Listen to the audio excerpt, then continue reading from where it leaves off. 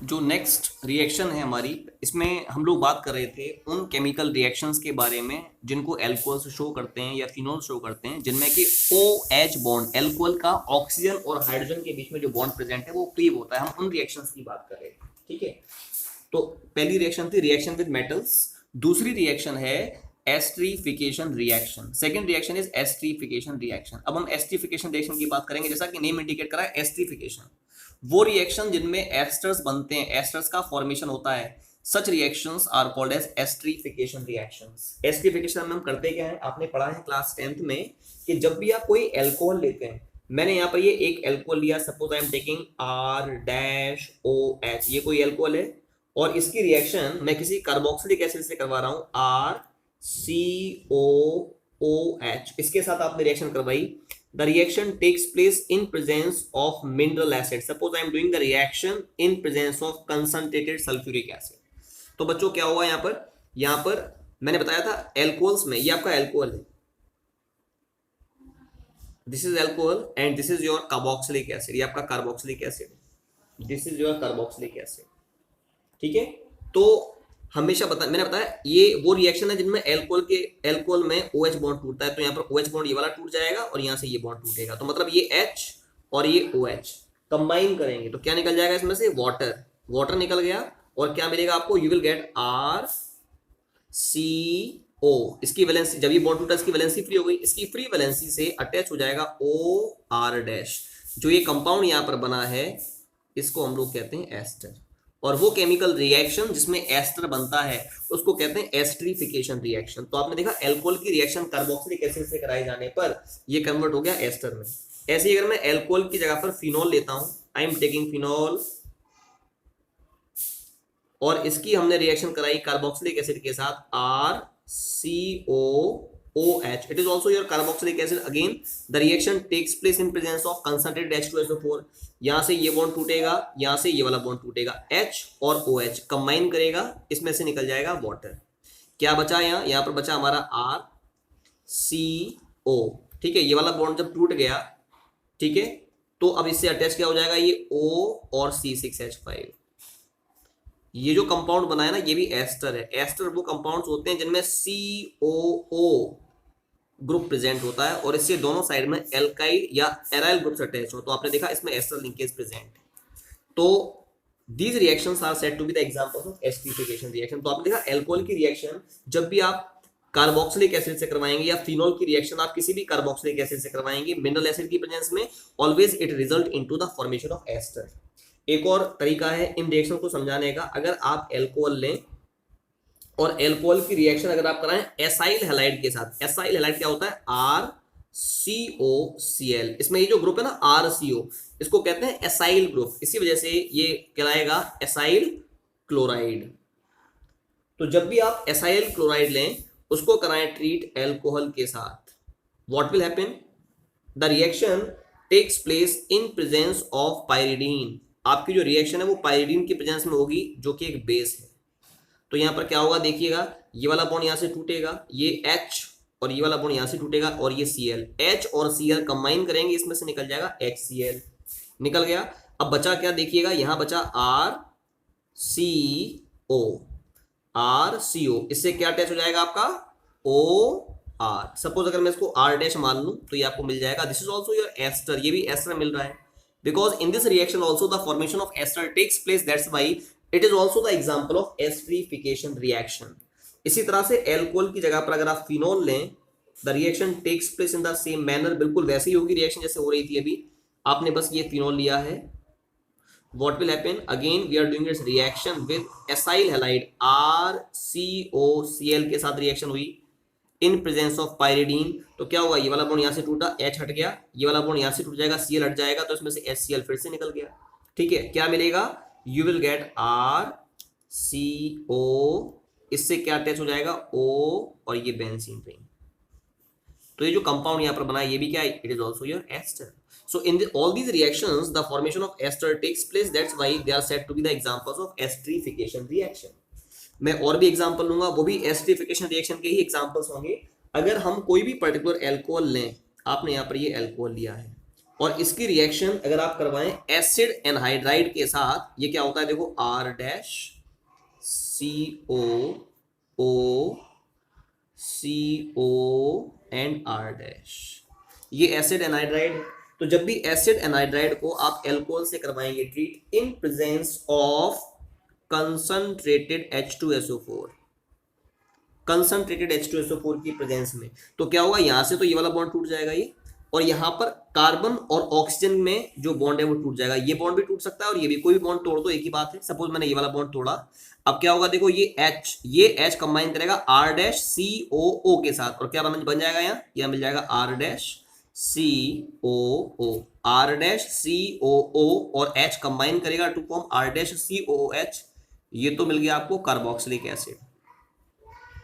Plus जो बच गया उसको अटैच करा दीजिए, क्या बचा, R डैश CO, ये बचा, इससे क्या अटैच हो जाएगा, OR अटैच हो जाएगा, ये क्या मिल गया, एस्टर मिल गया। तो इस केमिकल रिएक्शन में भी एस्टर बन रहा है, it is also the example of esterification reaction.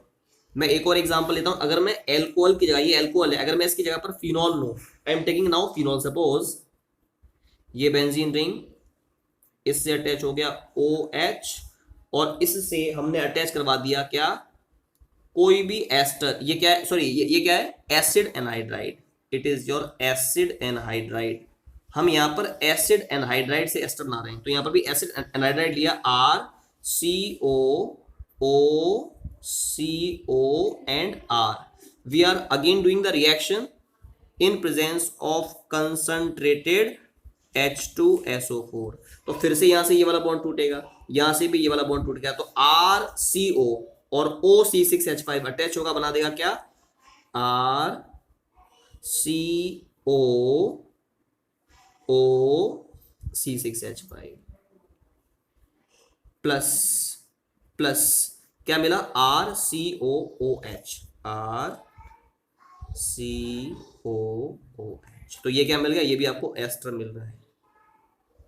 तो आपने देखा इन सभी रिएक्शंस में एस्टर का फॉर्मेशन हो रहा है, and these reactions are said to be the examples of esterification reaction. बच्चों एक और इंपॉर्टेंट बात है, जो एस्प्रिन होती है, एस्प्रिन, आपने डिस्प्रिन सुना है, डिस्प्रिन टैबलेट है जिसको सर के दर्द में हम लोग यूज करते हैं, तो उसके फॉर्मेशन में तो उसमें जो ड्रग होता है डिस्प्रिन में, वो होता है एस्प्रिन। तो क्वेश्चन यहाँ पर ये, अगर हमें एस्प्रिन बनाना है तो उसको भी एस्टरिफिकेशन रिएक्शन से ही बनाते हैं। कैसे बनाते हैं, हम यहाँ पर एक कंपाउंड लेते हैं which is called as salicylic acid. आपने सैलिसिलिक एसिड लिया, सैलिसिलिक एसिड का फॉर्मूला होता है बेंजीन रिंग, इससे अटैच हो जाएगा आपका COOH, और इसके ऑर्थो पोजीशन से OH अटैच होता है, इसका नाम है, इट इज सैलिसिलिक एसिड। ये सैलिसिलिक एसिड है। अगर आप सैलिसिलिक एसिड की रिएक्शन कराते हैं एसिटिक एनहाइड्राइड के साथ, ये एनहाइड्राइड है, R की जगह पर CH3 लिया है, RCOO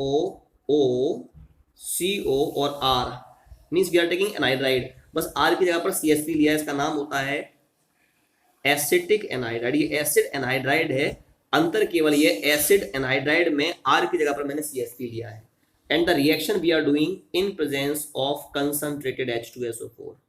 तो हमें पता है कि सैलिसिलिक एसिड में जो OH बॉन्ड है, OH बॉन्ड, ये वाला बॉन्ड टूटेगा, यहाँ से ये बॉन्ड यहाँ से टूट जाएगा, टूट गया, और यहाँ से ये वाला बॉन्ड टूटेगा, तो क्या होगा देखो, CH3 COOH कंबाइन करेगा टू फॉर्म CH3 COOH, बन गया, इसका नाम तो है एसिटिक एसिड।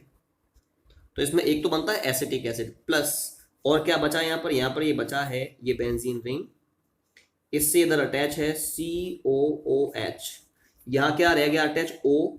जब ये बॉन्ड टूट गया, ऑक्सीजन की वैलेंसी फ्री है, और इस फ्री वैलेंसी से ये ग्रुप अटैच हो जाएगा, कौन सा ग्रुप, COCH3 ग्रुप अटैच हो जाएगा। तो ये जो कंपाउंड बना है इसको बोलते हैं हम लोग acetyl, it is acetyl salicylic acid, salicylic acid, क्योंकि सैलिसिलिक एसिड था ये वाला, ये था आपका बेंजीन COOH और यहाँ पर OH अटैच था। आपने इस सैलिसिलिक एसिड पर से H हटाया और क्या लगा दिया, COCH3, COCH3 होता है एसिटाइल ग्रुप, तो इसका नाम हो जाएगा एसिटाइल सैलिसिलिक एसिड। तो आपने देखा हमने एसिटाइल सैलिसिलिक एसिड को बना दिया, और इसी को ही कॉमनली हम लोग कहते हैं, it is called as aspirin, इसी को एस्प्रिन कहते हैं, ठीक है। तो हमने यहाँ पर एस्प्रिन को बनाने का ये मेथड बताया कि आप सैलिसिलिक एसिड लें, उसका कराएं esterification, reaction with acetic anhydride in presence of mineral acid, then it result into the formation of salicylic acid. तो salicylic acid का यानी सॉरी एसिटाइल सैलिसिलिक एसिड का फॉर्मेशन हो जाता है, मींस एस्प्रिन का फॉर्मेशन हो जाता है। तो ये एस्प्रिन को बनाने का मेथड है, ठीक है। अब इसके बाद नेक्स्ट रिएक्शन की बात करेंगे हम लोग, एंड द रिएक्शन इज, अब हम उन रिएक्शंस के बारे में बात करेंगे, reactions involving cleavage of CO bond, मतलब वो केमिकल रिएक्शन जो कार्बन और ऑक्सीजन के बीच में जो बॉन्ड है ना, उनको उनके ब्रेक होने के कारण होती हैं। मैं उन रिएक्शंस की बात करूंगा। तो उनमें पहली रिएक्शन है reaction of alcohol with HCl, इसको हम लोग ल्यूकास टेस्ट भी कहते हैं। और इस टेस्ट को, इस केमिकल रिएक्शन को हम लोग फर्स्ट चैप्टर में हेलो एल्केन्स और हेलो एरीन्स के प्रिपरेशन में, एल्कोहल से जो प्रिपरेशन था हेलो एल्केन्स और हेलो एरीन्स का, उसमें पढ़ भी चुके हैं। क्या था, अगर हम सपोज प्राइमरी एल्कोहल लेते हैं, मैंने लिया प्राइमरी एल्कोहल RCH2OH, और उसकी रिएक्शन अगर हम करवाते हैं ल्यूकास रीजेंट के साथ, मतलब HCl और एनहाइड्रस ZnCl2 के साथ, ठीक है। तो क्या होगा, ये OH यहां से निकल जाएगा, H यहां से हट जाएगा। तो आपने देखा कि एल्कोहल में कार्बन और ऑक्सीजन के बीच का बॉन्ड टूट रहा है, it is belonging to this specific category. H और OH कंबाइन कर रहा है, इसमें से निकल गया वाटर, और आपको क्या मिल रहा है, you will get CH3 CH2, जो OH यहां से निकला इससे Cl अटैच हो जाएगा, ठीक है। तो आपको मिल जाएगा क्या, प्राइमरी एल्कलाइड, ये आपका प्राइमरी एल्कोहल है, it is forming primary alkyl halide, primary alkyl halide. और मैंने आपको बताया था अगर हम रूम टेम्परेचर पर रिएक्शन करवाएंगे तो क्या होगा, नो टर्बिडिटी, तो आपकी टर्बिडिटी प्रोड्यूस नहीं होती है। ये रिएक्शन हो चुकी है, मैं करा चुका हूं पिछले वाले चैप्टर में। और इसकी जगह पर अगर मैं सेकेंडरी एल्कोहल लूंगा, suppose I am taking CH3 and OH, इसकी रिएक्शन अगर आप करवाएंगे ल्यूकास रीजेंट के साथ HCl और एनहाइड्रस ZnCl2 के साथ रूम टेम्परेचर पर, तो क्या होगा देखिएगा, ये this is your secondary alcohol. तो भी रिएक्शंस बिल्कुल वैसी होगी जैसे पहले हो रही थी, ये वाला बॉन्ड यहां से टूटेगा, ये बॉन्ड यहां से टूटेगा, मींस इसमें से फिर से वाटर मॉलिक्यूल निकल जाएगा, और क्या मिल जाएगा आपको, CH3 CH, इधर भी CH3, और इधर क्या अटैच हो जाएगा, Cl, आपको मिल जाएगा secondary alkyl halide, secondary alkyl chloride आपको मिल रहा है। और जो टर्बिडिटी है, turbidity appears in 5 minutes, 5 minutes में आपकी जो टर्बिडिटी है वो आपको मिल जाती है, ये बताया था। ऐसे ही अगर हम यहाँ प्राइमरी सेकेंडरी एल्कोहल ले लिया, if suppose I am taking tertiary alcohol, अगर मैं टर्शरी एल्कोहल लेता हूँ CH3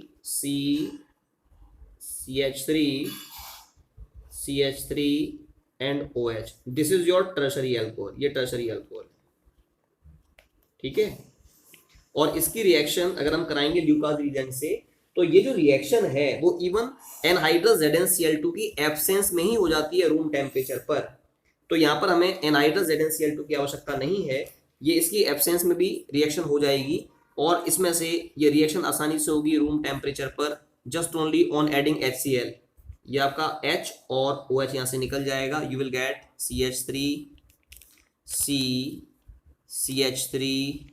CH3 और यहाँ क्या मिल जाएगा, Cl, it is your tertiary alkyl halide. ये रिएक्शन हम कर चुके हैं पहले। और इसमें जो टर्बिडिटी है, टर्बिडिटी appears इमीडिएटली, तुरंत आपकी जो टर्बिडिटी है आपको मिल जाती है, ठीक है। तो आपने देखा कि प्राइमरी एल्कोहल्स तो टर्बिडिटी रूम टेम्परेचर पर प्रोड्यूस नहीं करते हैं, लेकिन सेकेंडरी एल्कोहल में टर्बिडिटी प्रोड्यूस होती है 5 मिनट में, और टर्शरी एल्कोहल्स जो होते हैं वो इवन एनहाइड्रस ZnCl2 की एब्सेंस में ही केमिकल रिएक्शन को शो करेंगे और टर्बिडिटी तुरंत अपीयर हो जाती है। इसमें इस रिएक्शन में हमने बताया था एनहाइड्रस ZnCl2 और HCl का जो मिक्सचर होता है उसको हम लोग ल्यूकास रीजेंट भी कहते हैं, it is also called as Lucas reagent. तो इन रिएक्शंस की फिजिबिलिटी से इन रिएक्शन को देखने पर हमें रिएक्शंस की फिजिबिलिटी का पता लग रहा है। हमें पता लग रहा है सबसे आसानी से जो रिएक्शन हो रही है वो हो रही है टर्शरी एल्कोहल्स में।